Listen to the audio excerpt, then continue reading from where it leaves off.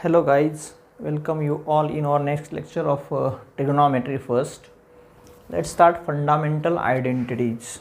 In the last lecture, we have seen some standard results there in the chapter and some examples were there also. Now we are going to start a new topic that is named as fundamental identities. We have again considered a circle which is a standard circle. Standard circle means circle having center at origin of a plane coordinate system. त्याच्या centre coordinate सिस्टमच्या ओरिजिनला जर सर्कलचा centre असेल तर त्याला आपण standard circle असं म्हणत असतो. त्या पद्धतीने consider a standard circle having radius R P be any point on a circumference of a circle P x Y. Now draw a perpendicular from point P on X axis that is P M perpendicular and triangle O M P is a right angled triangle. ही theory जी आपण आधी लिहिलेली आहे ती same आहे. Now here triangle O M P is कसा आहे तो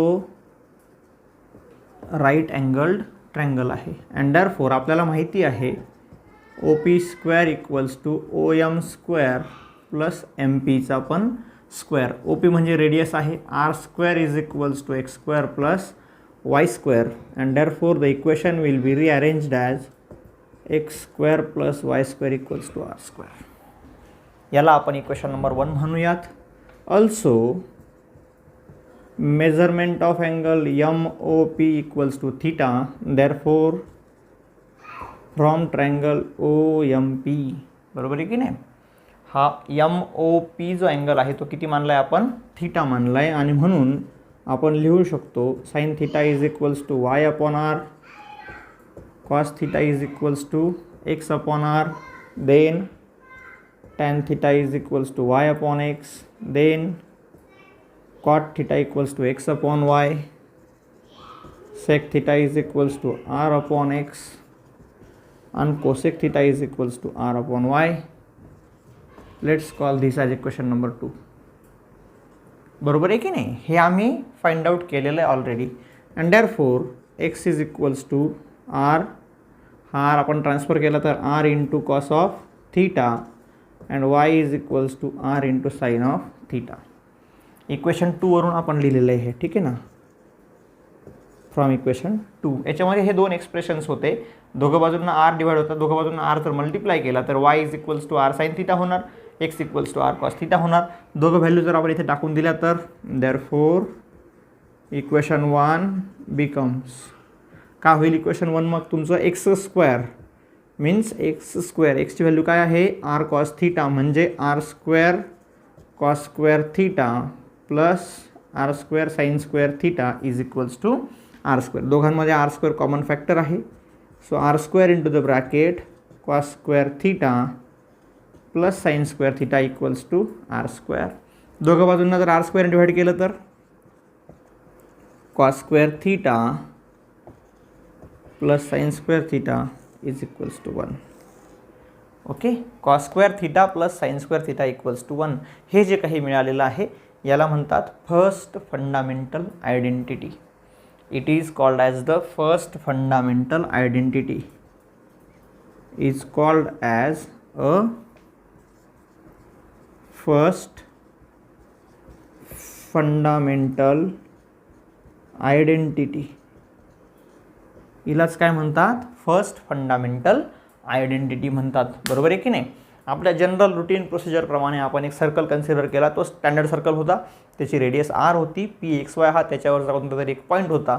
त्या पॉईंट पी पासून आपण परपेंडिक्युलर ड्रॉ केला तर तो पी एम परपेंडिक्युलर झाला. मग ट्रँगल ओ एम पी जो आला तो राईट अँगल्ड ट्रँगल मिळाला. त्याच्यावरून आपण लिहिलं आहे O P square equals to O M square plus M P square by Pythagoras theorem. मग ओ पीची व्हॅल्यू एक्सची आणि ओ एमची आणि एम पीची व्हॅल्यू टाकून दिली एक्स आणि वाय. आपल्याला इक्वेशन मिळालं X square plus Y square equals to R square. त्याला equation number 1 म्हटलं. अजून अँगल एम ओ पी काय मानला होता आपण, थीटा मानला होता. आणि मग ट्रँगल एम ओ पीवरून आपण सगळे ट्रिग्नोमेट्रिक रेशोच्या व्हॅल्यूज लिहिल्या. इक्वेशन नंबर 2मध्ये sine theta equal to Y upon r होतं. दोघं बाजूंना जर आरने मल्टिप्लाय केलं तर y equal to R sine theta मिळाला.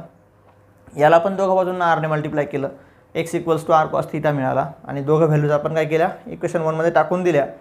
सॉल्व केलं तर आपल्याला इक्वेशन मिळालं cos square theta plus sine square theta is equals to 1. याला म्हणतात फर्स्ट फंडामेंटल आयडेंटिटी. याची नोट आपण आपल्याकडे बनवून घ्या.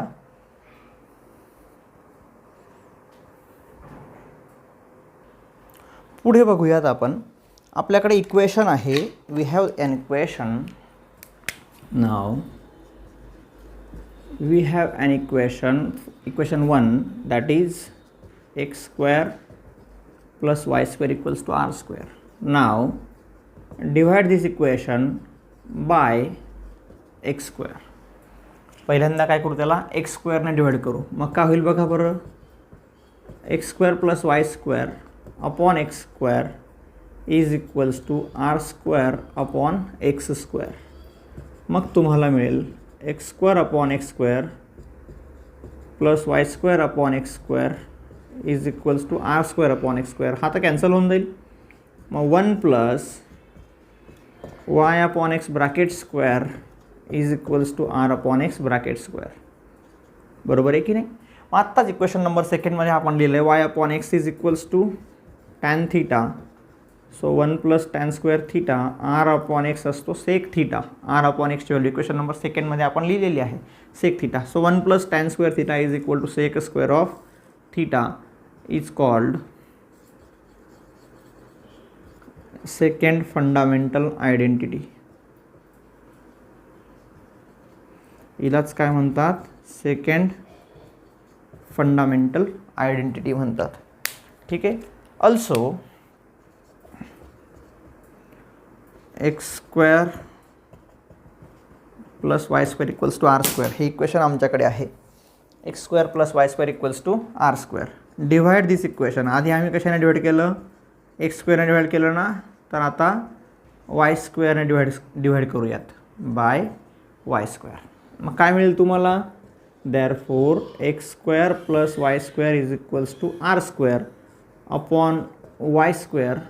It is R square upon Y square. मग काय होईल, X square upon Y square plus Y square upon Y square is R square upon Y square. हा कॅन्सल होऊन जाईल.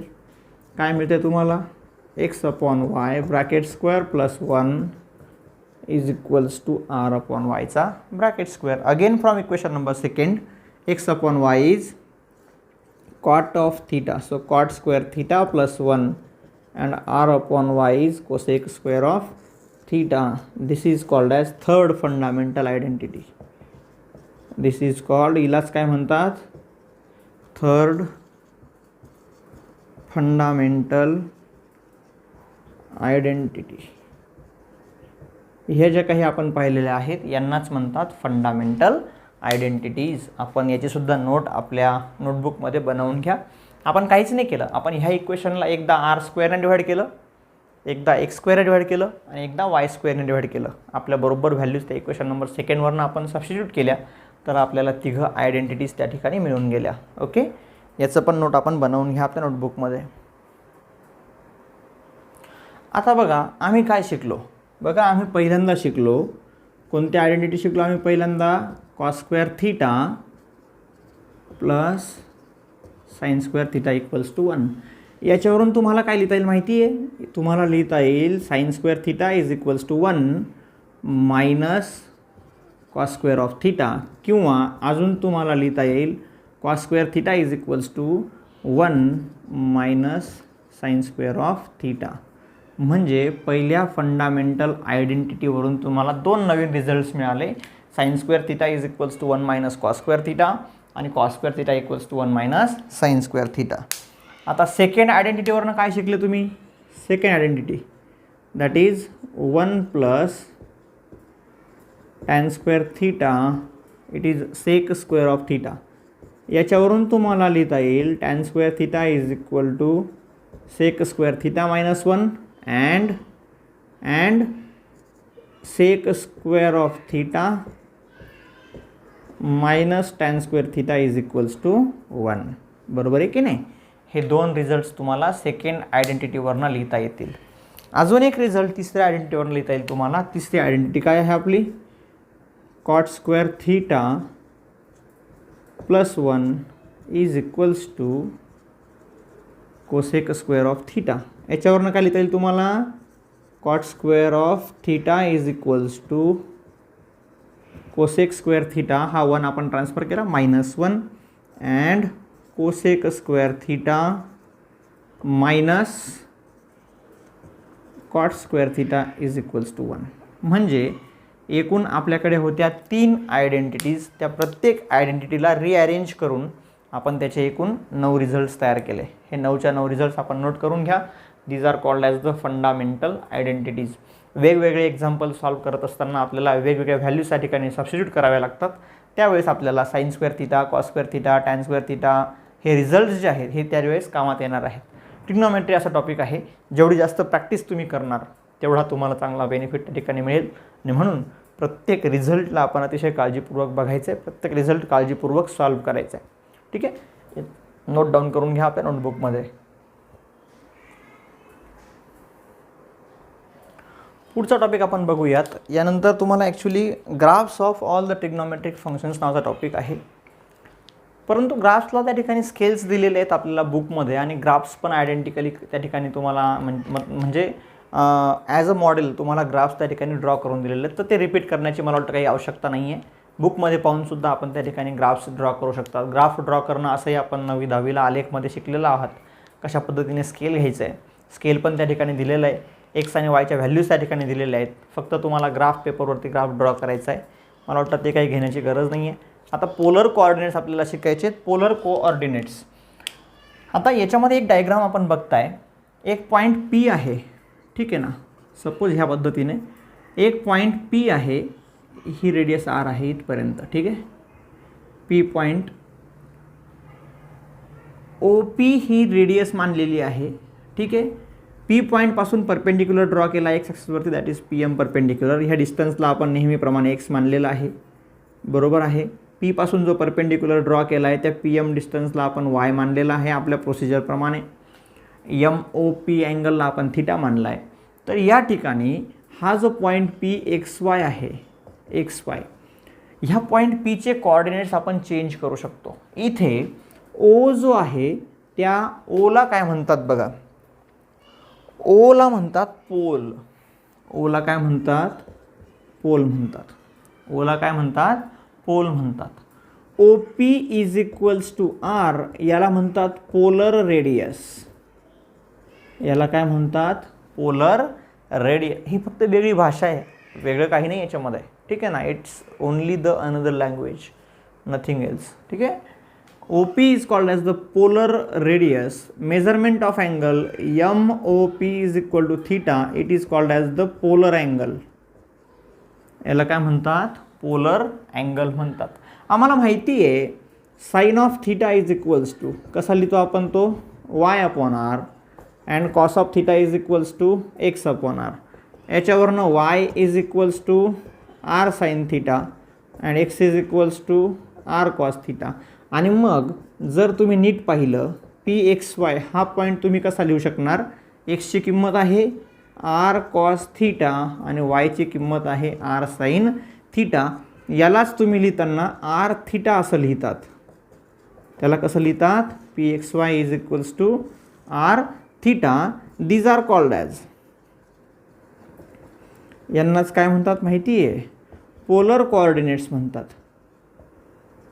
Polar coordinates of a point P, यांनाच काय म्हणतात, polar coordinates of the point P. म्हणजे हा पॉईंट पी जो आहे तुम्ही असा लिहू शकतात, R cos theta comma R sine theta, किंवा पी पॉईंटला तुम्ही असं सुद्धा लिहू शकतात, पी आर कॉमा थिटा, ठीक आहे. कसाही लिहा. ह्या आर थिटा जो आहे याला म्हणतात polar coordinates of point P. हे जे आहेत एक्स वाय हे कार्टेशियन कोऑर्डिनेट्स आहेत. एक्स वाय काय आहेत, कार्टेशियन कोऑर्डिनेट्स आहेत. आणि आर थिटा काय आहेत, पोलर कोऑर्डिनेट्स आहेत त्या पॉईंटच्या. आर थिटा म्हणजेच R cos theta, R sine theta, ठीक आहे. यांना म्हणतात पोलर कोऑर्डिनेट्स.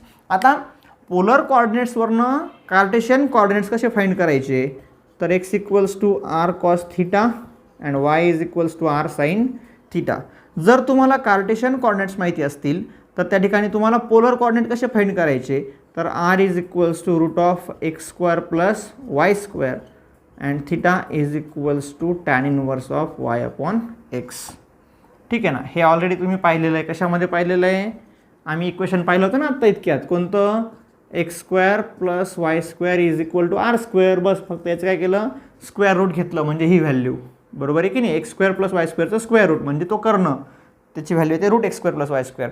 आणि tan theta is equals to Y upon x. आत्ता इथे आम्ही पाहिला होता रिझल्ट.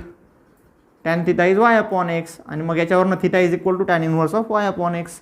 हे दोन फॉर्म्युले जे आहेत from Cartesian coordinates to polar coordinates. Cartesian coordinates माहिती असतील तर पोलर कोऑर्डिनेट फाइंड करण्याकरता हा फॉर्म्युला आहे. आणि जर तुम्हाला पोलर कोऑर्डिनेट्स माहिती असतील तर कार्टेशियन कोऑर्डिनेट्स फाइंड करण्याकरता वरचा फॉर्म्युला आहे. ठीक आहे. हां, हे पोलर कोऑर्डिनेट्स हा छोटासा टॉपिक आहे. हा आपण आपल्या नोटबुकमध्ये नोट करून घ्या. इथपर्यंतचा पार्ट जो आहे तो ह्या चॅप्टरच्या थेरॉटिकल पार्टमध्ये आहे. आता आपण याच्यामधले काही एक्झाम्पल्स बघूया याच्यावर अवलंबून असलेले. हे नोट करून घ्या पहिल्यांदा आपण आपल्या नोटबुकमध्ये.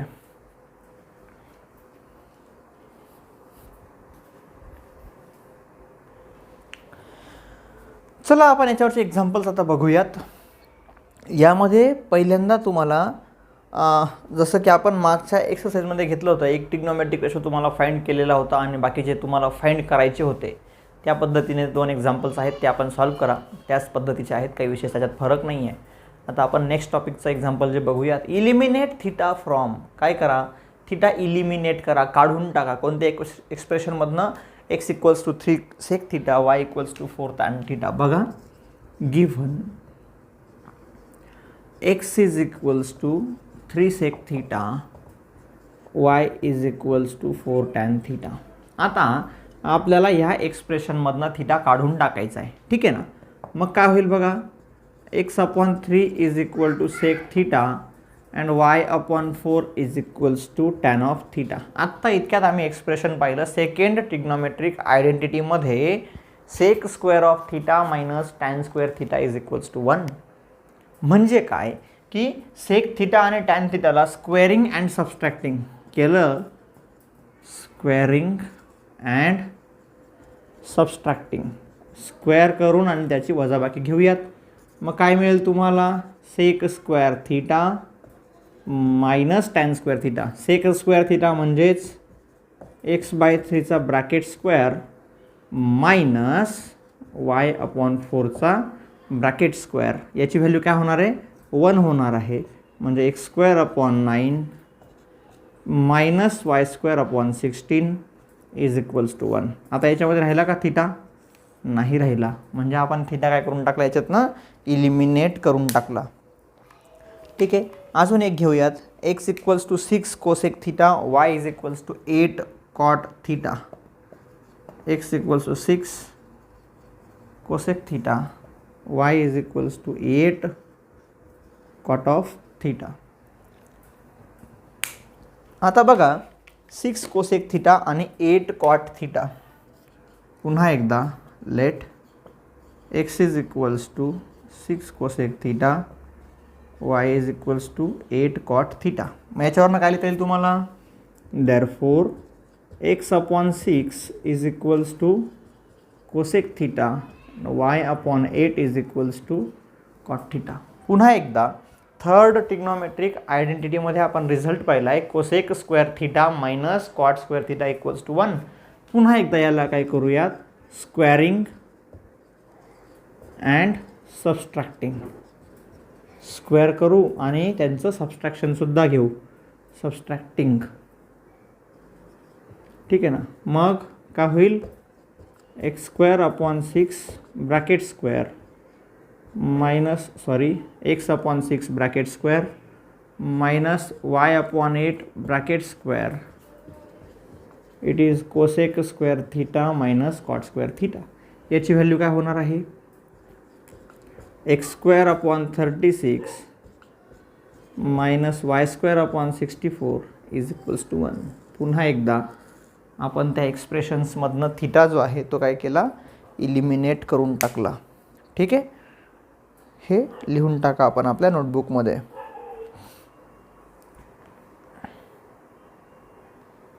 पुढचं एक एक्झाम्पल आपण घेऊयात. X equals to 4 cos theta minus 5 sine theta, Y equals to 4 sine theta plus 5 cos theta. आता नीट ऑब्झर्व जर केलं तर कॉस थिटाचा कोइफिशियंट इथे 4 आहे, इकडे साइन थिटाचा कोइफिशियंट 5 आहे, इकडे साइन थिटाचा कोइफिशियंट 4 आहे, कॉसचा coefficient 5.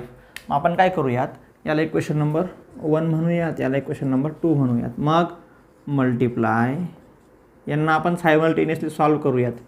Equation 1 by 5 and equation 2 by 4 and add them, आणि त्यांना काय करू, ॲड करून टाकू. ठीक आहे ना. कारण काय करायचं आपल्याला साइन आणि कॉसचे व्हॅल्यूज फाइंड आउट करायचे या ठिकाणी. हे काय आहेत, linear equations in sine and cos आहेत. हे काय आहेत, linear equations in sine and cos. आणि मग इक्वेशन 1ला आपण 5ने मल्टिप्लाय करतोय. 5x is equals to 20 cos theta minus 25 sine theta. Equation 2ला आपण 4ने मल्टिप्लाय करतोय. 4y is equals to 20 cos theta plus 25 cos theta, sorry हे बघा 5 4 जा 20 कॉस थिटा मायनस 5 5 जा 25 sine theta.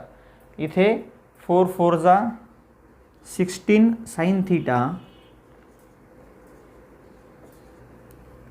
plus 5 4 are 20 cos theta and subtract them,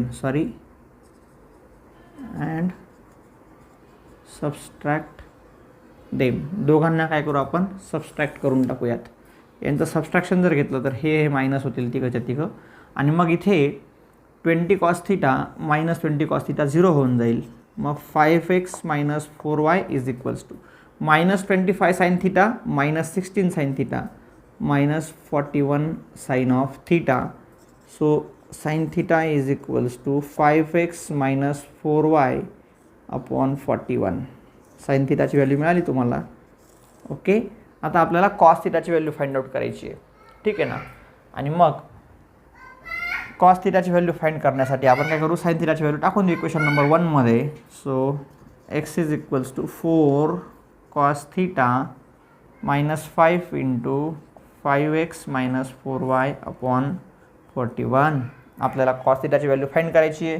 मग हा आपण ट्रान्सफर जर केला तर x plus 5 into 5x minus 4y upon 41 is equals to 4 cos of theta. आपण त्याला सायमल्टेनियस सॉल्व करतोय, आणि मग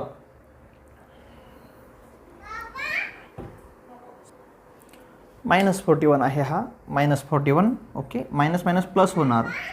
so x is equals to 4 cos theta plus 5 into 5x minus 4y upon 41. Rearrange करूयात आपण त्याला.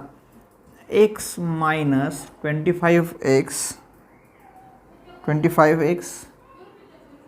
Minus 20y upon 41 is equals to 4 times cos of theta. Isn't it? What we have done, x is as it is. Now this term has been transferred on the left hand side and it become negative, is equals to 4 cos theta as it is. So 41x minus 25x minus 20y divided by 41 is equals to 4 cos theta. Now 41x minus 25x plus 20y divided by 41 into 4, that is equals to 4 cos of theta, sorry only cos theta. Then 16x plus 20y upon 4 into 41 is equals to cos of theta, and hence cos theta is equals to 4x plus 5y. Cos theta is equals to 4x plus 5y upon 41. Equation number, you can say no need to give an equation number there. Okay, this is the result. Now squaring and adding one, and squaring and adding sin theta and cos theta. कारण काय, आम्हाला माहिती आहे sine square plus cos square is equals to 1 होतो. आणि मग sine square theta plus cos square theta is equals to sine थीटाची value काय आली आहे, 5x minus 4y upon 40 minus 41 bracket square plus 4x plus 5y upon 41 bracket square. याची value काय झाली 1 is equals to 5x minus 4y bracket square upon 41 square plus 4x plus 5y bracket square upon 41 square. दोघांचा denominator same आहे. Transfer करून टाकला तर तुम्हाला मिळणार 5x minus 4y bracket square plus 4x plus 5y bracket square is equals to 41 square. आता ह्या एक्सप्रेशनमध्ये थिटा राहिला आहे का आपला? नाही. थिटा आपण त्या ठिकाणून इलिमिनेट करून टाकला. जर आपल्याला ही मेथड नाही समजली तर याच्यापेक्षा आणखी एक सोपी मेथड आहे, त्या मेथडने पण आपण सॉल्व करूया. हेच एक्झाम्पल. ठीक आहे, चला बघूयात आपण सेकंड मेथड. बघा, आपण आत्ताच सॉल्व केलेलं एक्झाम्पल पुन्हा एकदा वेगळ्या मेथडने सॉल्व करतोय. सरळ आपण याला करूया squaring and adding. Squaring and adding, दोघांची बेरीज करू आणि त्यांचे स्क्वेअर पण करू. So x square plus Y square equals to, हां काय मिळते बघा, 4 cos theta minus 5 sine theta bracket square plus yes 4 sine theta plus 5 cos theta bracket square. काहीच नाही केलं आपण, दोघांना स्क्वेअरिंग अँड ॲडिंग करतो आहे.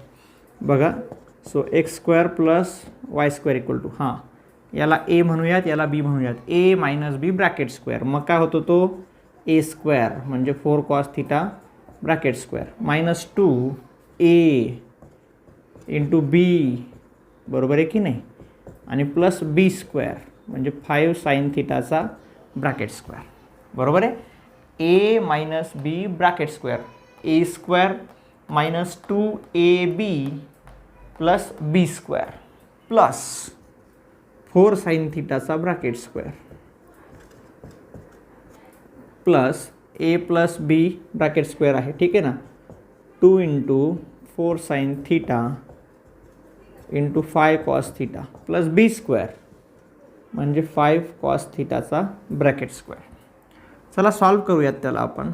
So x square plus Y square equals to 16 cos square theta minus 2 4 जा 8, 8 5 जा 40 cos theta into sine theta plus 25 sign square theta plus 4 sine theta bracket square 16 sign square theta plus 2 4 जा 8, 8 5 जा 40 cos theta into sine theta plus 5 cos theta means 25 cos square of theta. Observe these two terms, 40 cos theta minus 40 cos theta sin theta plus 40 cos theta into sin theta. Minus and plus will be 0. So what will remain there?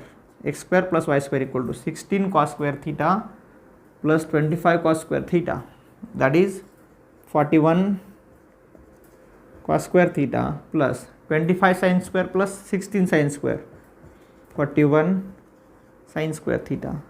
So you will get x square plus y square into the bracket is equals to 41 into the bracket cos square theta plus sin square theta.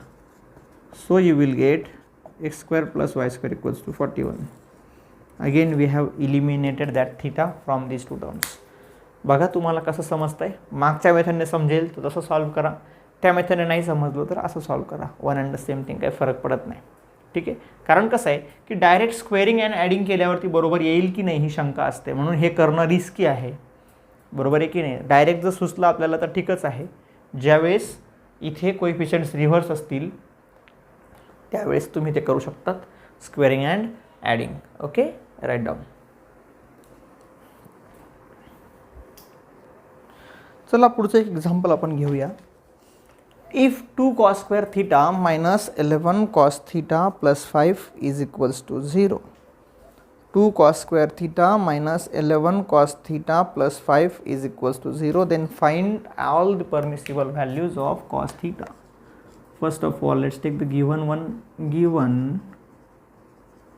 2 cos square theta minus 11 cos theta plus 5 equal to 0. पहिल्यांदा तर conclude करा हे काय आहे. बघा, cos square मग cos आणि मग कॉन्स्टंट टर्म म्हणजे हे quadratic equation in cos theta आहे. हे काय आहे, quadratic equation in cos theta. आणि क्वाड्रॅटिक सॉल्व्ह करताना आम्ही काय करतो, आम्ही एक सोपी टेक्निक वापरतो. जर आमच्याकडे बघा, आता हे शिकूनच घ्या, ax² + bx + c = 0 हे क्वाड्रॅटिक इक्वेशन असेल तर याच्या कानफटीत जोरात मारायची, जोरात याच्या कानफटीत मारायचे. याचे दोन पार्ट करायचे. कोणते कोणते पार्ट्स, पहिला पार्ट झाला पाहिजे m1 आणि दुसरा पार्ट झाला पाहिजे m2. बीचे दोन भाग करायचे, एक घाव आणि दोन तुकडे, ठीक आहे ना. पहिल्या भागाला आपण m1 म्हणायचं, दुसऱ्या भागाला m2 म्हणायचं. आता m1 + m2 ची बेरीज जी आहे ती b इतकी आली पाहिजे. m1 + m2 ची बेरीज किती आली पाहिजे, b इतकी आली पाहिजे. आणि m1 × m2चं मल्टिप्लिकेशन, m1 × m2 ची व्हॅल्यू जी आहे ती a × c इतकी आली पाहिजे, ठीक आहे. म्हणजे बीचे असे दोन भाग करायचे की ज्यांची बेरीज बी इतकी आली पाहिजे, ज्यांचा गुणाकार a × c इतका आला पाहिजे. चला मग इथे आपल्याला काय करायचं आहे, 2 × 5 10 मल्टिप्लिकेशन आलं पाहिजे, -11 ॲडिशन आली पाहिजे. तर मग कसं लिहिणार त्याला, -10 cos θ - cos θ + 5 = 0. आपण याच्या कानपट्टीत मारले, दोन भाग केले. कसे दोन भाग, ज्यांची समेशन -10 - 1 -11 -10 × -1 + 10, ठीक आहे ना. मग पहिल्या दोघं टर्म्समधनं 2 as a common factor, 2 × cos θ as a common factor. काय उरला ब्रॅकेटमध्ये, cos of θ - 5. -1 जर कॉमन घेतला तर अजून cos θ - 5 = 0. आणि म्हणजेच तुम्हाला मिळेल cos θ - 5 to cos θ - 1 = 0. दोघांचा प्रॉडक्ट 0 म्हणजे either first bracket is 0, cos of θ - 5 = 0 or 2 cos θ - 1 = 0. दोघांचा प्रॉडक्ट 0 येतोय म्हणजे एक तर दोघांपैकी एक 0 असला पाहिजे, ठीक आहे ना. So cos of θ = 5 or 2 cos θ = 1 म्हणजेच cos θ = 1/2. आता आपण नीट ऑब्झर्व जर केलं तर but 5 does not belongs to close interval -1 to +1 असं का म्हणतोय रे आपण. आपण का असं म्हणतोय, आपल्याकडे आयडेंटिटी आहे कोणती, cos² θ + sin² θ = 1. म्हणजेच काय, cos² θ = 1 - sin² θ म्हणजेच काय, cos θ = √1 - sin² θ ± याचा अर्थ एकापेक्षा लहान संख्या आहे, एक तर +1 पेक्षा लहान किंवा -1 पेक्षा मोठी संख्या, बरोबर आहे की नाही. याच्यावरून -1 to +1 हा काय असतो, रेंज ऑफ cos θ. मग 5 does not belongs to -1 to +1 but 1/2 belongs to -1 to +1 which implies cos of θ = 1/2 is the correct value here. याचा अर्थ काय की cos θ = 1/2 ही ह्या ठिकाणी करेक्ट व्हॅल्यू ऑफ cos θ आहे, ठीक आहे. हे लिहून टाका आपल्याकडे.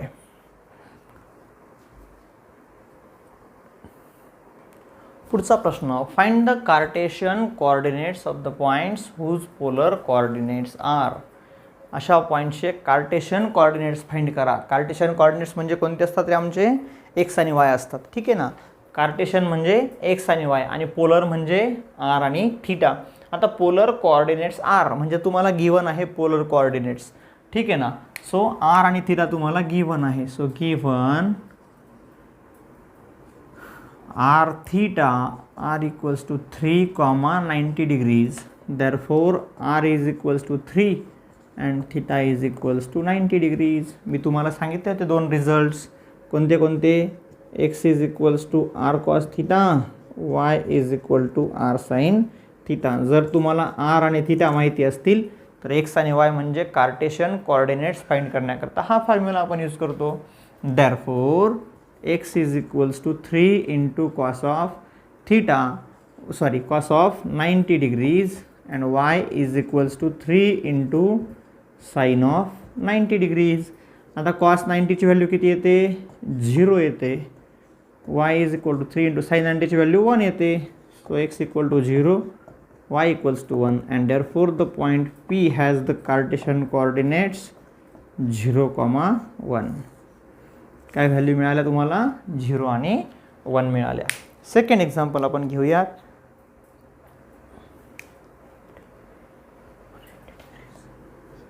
Second example 1,180 degrees.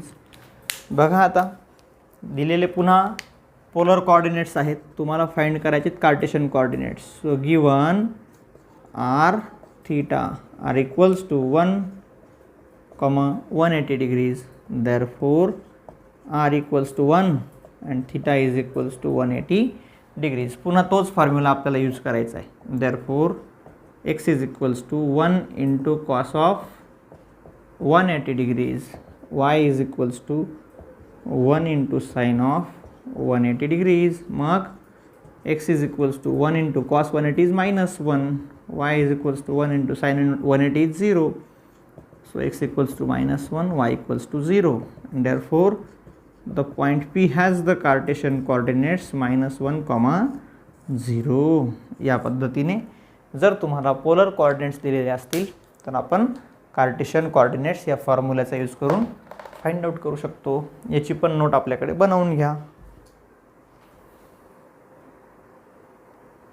आता बघा क्वेश्चन थोडासा बदललेला आहे. Find the polar coordinates of the points whose Cartesian coordinates are given. आता काय दिलेलं आहे, कार्टेशियन कोऑर्डिनेट्स दिलेले आहेत. बघा given the Cartesian coordinates x, y that is 5, 5.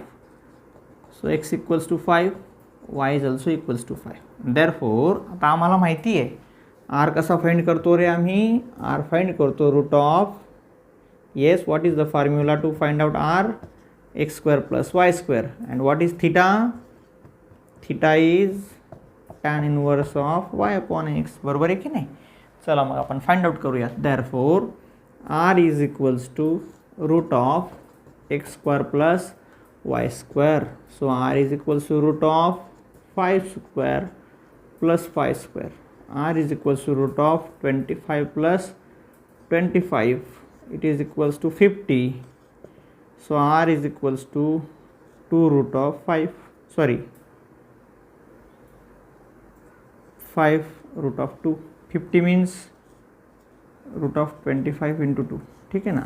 r is equals to 5 root 2 and theta is equals to tan inverse of y upon x. म्हणजेच tan inverse of 5 upon 5 तो cancel होईल. म्हणजेच काय, tan inverse of 1. आता tan ची value 1 कुठे येते, tan ची व्हॅल्यू 1 येते 45 डिग्रीजला. So the coordinates of the point P which are the polar coordinates are 5 root 2, 45 degrees. या पद्धतीने आपण पहिल्या पॉईंटचे त्या ठिकाणी पोलर कोऑर्डिनेट्स फाइंड आउट केले. सेकंड पॉईंट आपण घेऊया.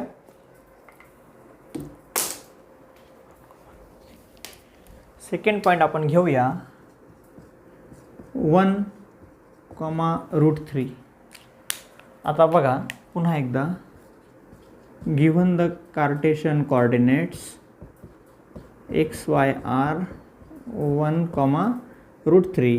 therefore x equals to 1, y equals to √3. पुन्हा एकदा r is equals to root of 1 square plus √3 square म्हणजेच √1 plus 3. so r is equals to √4. therefore r is equals to 2. ठीक आहे ना. Plus minus घ्यायची गरज नाही येते, कारण काय, r is the distance, radius असते ना OP. हां, and theta is equals to tan inverse of y upon x, म्हणजेच tan inverse of √3 upon x is 1, y upon x √3 upon 1. So theta is equals to tan inverse of √3. आता tan थिटाची value √3 कुठे येते, 60 डिग्रीजला येते. So theta is equals to 60 degrees. बरोबर आहे की नाही. आणि मग therefore the point P has the polar coordinates 2, 60 degrees. या पद्धतीने फाइंड आउट करायच्या व्हॅल्यूज. ठीक आहे, याची पण नोट आपण बनवून घ्या आपल्याकडे.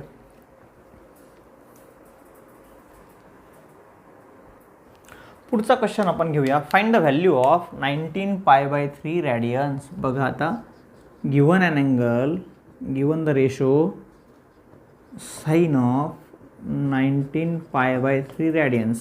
So therefore theta is equal to 19 pi by 3 into 180 upon pi. Pi will get cancelled. 3 1 is 3, 3 6 is 18. So theta is equals to 19 6 is 114.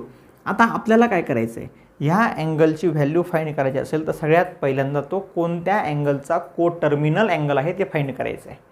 आता आपल्याला माहिती आहे 360च्या मल्टिपलमध्ये अँगल्स फाइंड करायचे झाले तर 360 into 1 that is 360, 360 into 2 that is 720, isn't it. 360 into 3 that is 1080, 360 into 4 it is 1440. हे तर माहिती ना तुम्हाला.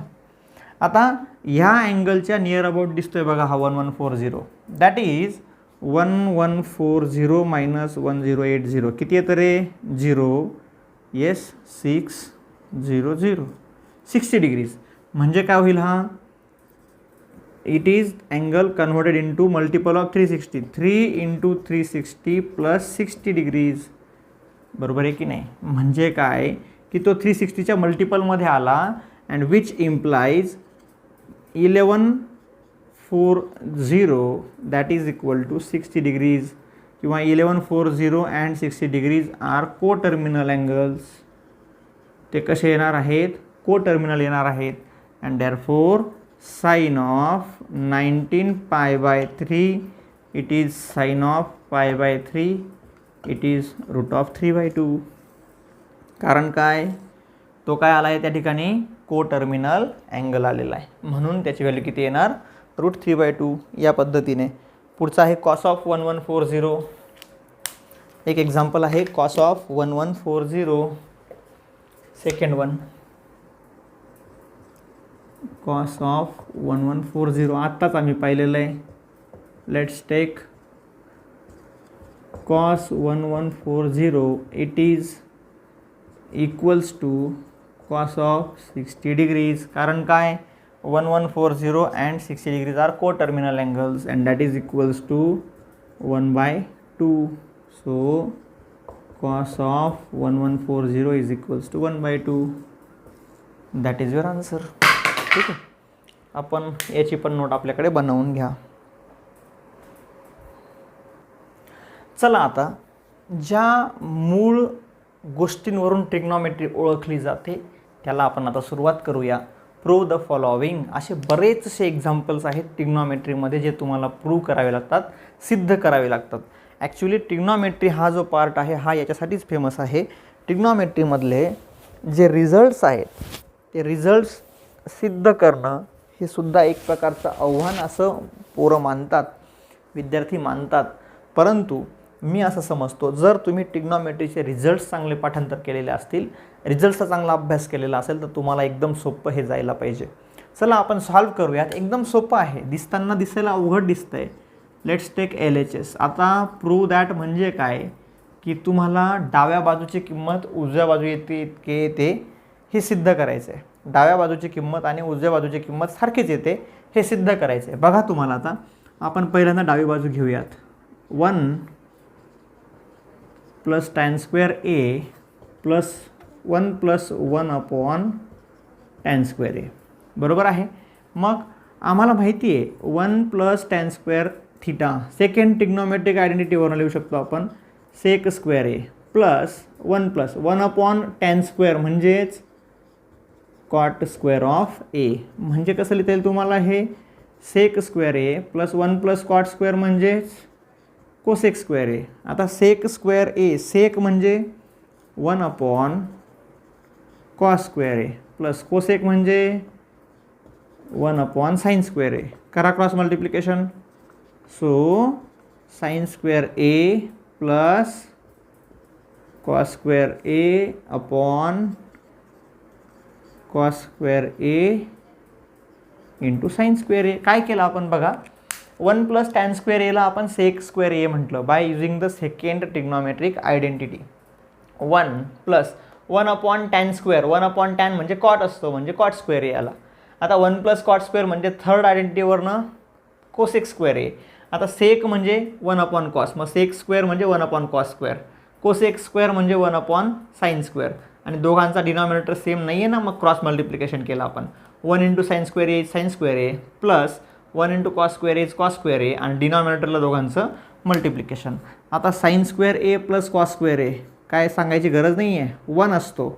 कॉस स्क्वेअर ए म्हणजे according to first trigonometric identity 1 minus sine square A into हा sine square A as it is, that is equals to 1 upon sine square A into 1 sine square A, sine square A into sine square A sine raise to 4a, and I think that is equals to right hand side and hence proved. किती सोपं आहे, ठीक आहे ना. आपण उगाच load घेत बसतो. जर आपल्या ट्रिग्नोमेट्रीचे रिझल्ट्स आपण चांगल्या पद्धतीने त्या ठिकाणी टाकत गेलो, एकामागून एक रिझल्ट्स आपण सॅटिस्फाय करत गेलो, सॉल्व करत गेलो, तर आपल्याला 100% अतिशय उत्कृष्ट पद्धतीने एक्झाम्पल सॉल्व करता येतं. फक्त गरज आहे आपल्या हिमतीची. हिंमत लावून आपण जर काम केलं तर आपल्याला 100% ट्रिग्नोमेट्री समजणार म्हणजे समजणार. ठीक आहे, याची नोट करून घ्या आपल्या नोटबुकमध्ये.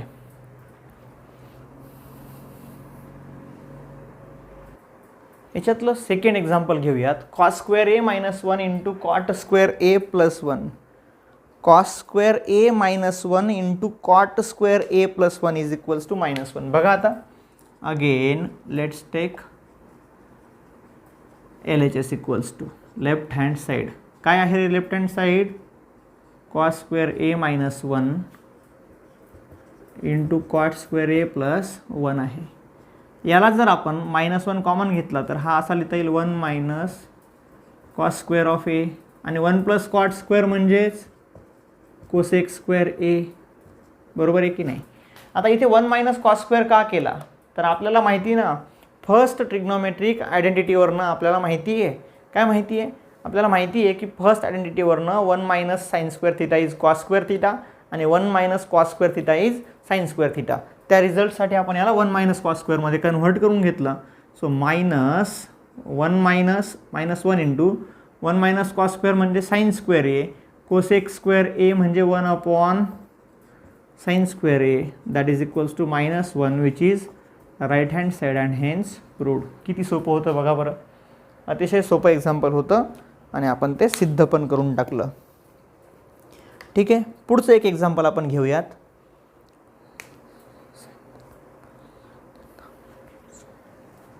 पुढचं example sine theta plus sec theta bracket square plus cos theta plus cosec theta bracket square is equals to 1 plus cosec theta into sec theta bracket square. चला बघूयात आपण हे एक्झाम्पल पण सॉल्व करूयात. ठीक आहे, let's take the LHS again. आपण left hand side घेऊयात. That is sine theta plus sec theta bracket square plus cos theta plus cosec theta bracket square. चला सॉल्व करूयात आपण. A प्लस बी ब्रॅकेट स्क्वेअरनुसार sine square theta plus 2 sine theta into sec theta plus sec square of theta plus याला पण solve करूया A plus B bracket square प्रमाणे. Cos square theta plus 2 cos theta into cosec theta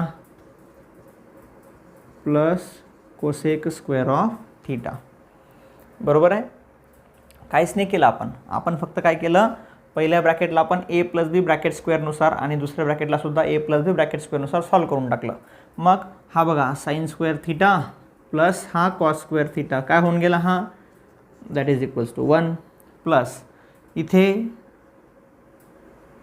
2 sine theta sec theta आणि 2 cos theta sec थीटामधनं काय common factor आहे 2 into हा sine theta into sec theta म्हणजे 1 upon cos theta plus 2 common झालेला आहे cos theta into cosec theta म्हणजे 1 upon sine theta plus sec square theta plus cosec square theta.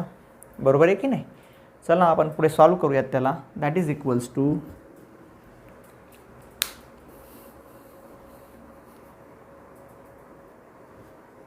चला मग that is equals to 1 plus हा 2 into the bracket tan theta plus cot theta कसा आला, sine upon cos म्हणजे tan plus cos upon sine म्हणजे cot plus sec square theta, sec म्हणजे 1 upon cos square theta, cosec square theta म्हणजे 1 upon sine square of theta. बरोबर आहे की नाही. सेक स्क्वेअर म्हणजे 1 अपॉन कॉस स्क्वेअर आणि कोसेक स्क्वेअर म्हणजे 1 अपॉन साइन स्क्वेअर. चला पुढे that is equals to 1 plus 2 into आता टॅन थिटा कसा होता तो sine theta upon cos theta होता आणि कॉट थिटा कसा होता cos theta upon sine theta होता. इथे क्रॉस मल्टिप्लिकेशन घेऊन टाका प्लस हां sine 1 into sine square 1 into cos square upon cos square theta into sine square of theta. चला एक 1 प्लस 2 इंटू द ब्रॅकेट करा cross multiplication sine into sine square theta cos into cos square theta upon cos theta into sine theta. बरोबर आहे की नाही. Plus आता हा झाला 1 upon cos square theta into sine square theta that is equals to 1 plus 2 into 1 upon हां cos theta into sine theta plus 1 upon cos square theta into sine square theta. बघा बरं काय येतं आहे 1 प्लस 2 इंटू 1 अपॉन कॉस म्हणजे sec theta 1 upon sine म्हणजे cosec theta plus 1 upon cos square म्हणजे sec square theta आणि 1 upon sine square म्हणजे cosec square theta. 1 square plus 2 into A into B ना.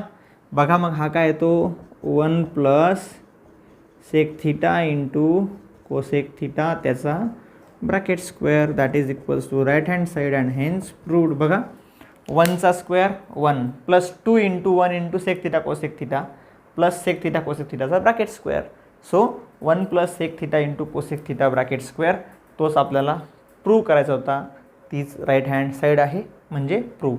आपण पुन्हा एकदा आपण एक्झाम्पल समजून घेऊयात. Sine theta plus sec theta bracket square होता sine theta square plus 2 sine sec A plus B bracket स्क्वेअरनुसार A square plus 2ab plus B square. इथे पण A square plus 2ab plus B square ह्या पद्धतीने आपण solve केलं. ठीक आहे. आता sine square plus cos square 1 होऊन गेला प्लस इथे 2 साइन थिटा सेक थिटा आणि 2 कॉस थिटा कोसेक थिटा दोघांमधून 2 कॉमन काढून घेतला. Sine into sec plus 2 cos into cosec. मग साइन इंटू सेक म्हणजे 1 अपॉन कॉस कोसेक म्हणजे 1 upon sine sec square theta plus cosec square theta as it is ठेवले. आता पुढे काय केलं आपण टॅन कॉटला पुन्हा साइन कॉस आणि कॉस साइन सेक स्क्वेअरला 1 अपॉन कॉस स्क्वेअर कोसेक स्क्वेअरला 1 अपॉन साइन स्क्वेअर दोघांचा डिनॉमिनेटर सेम करून घेतला. यांचं क्रॉस मल्टिप्लिकेशन केलं डिनॉमिनेटर सेम केला सॉल्व केला. आम्हाला बरोबर 1 plus sec theta plus cosec theta bracket square मिळाला. हेच आमचं आन्सर होतं. याची पण नोट आपण आपल्या नोटबुकमध्ये बनवून घ्या.